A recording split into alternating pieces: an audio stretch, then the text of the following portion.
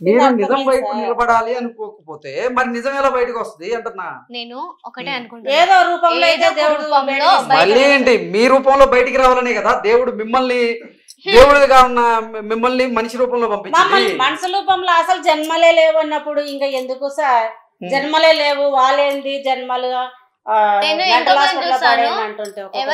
ఎవరన్నారు? జన్మలు లేవని ఎవరన్నారు?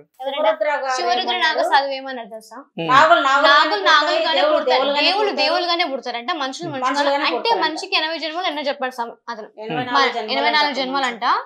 84 జన్మలు మంచిగా పుట్టిన మంచిగానే పుడతాడంట, చెట్టుగానే పుడుతుందంట అంటున్నాడు. అంటే నిజమే కదా, దేవతలు మనిషి రూపంలో వస్తారంటారా? ఒకటి అడుగుతాను, రాముడు కృష్ణుడు వీళ్ళని తీసుకున్నాను, వాళ్ళు మనిషి రూపంలో వచ్చారా? మనిషి రూపంలోనే కదా, రాజవంశం. ఒకటి నాకు ఒక డౌట్ చెప్పండి, వాళ్ళ అమ్మ ఎవరు?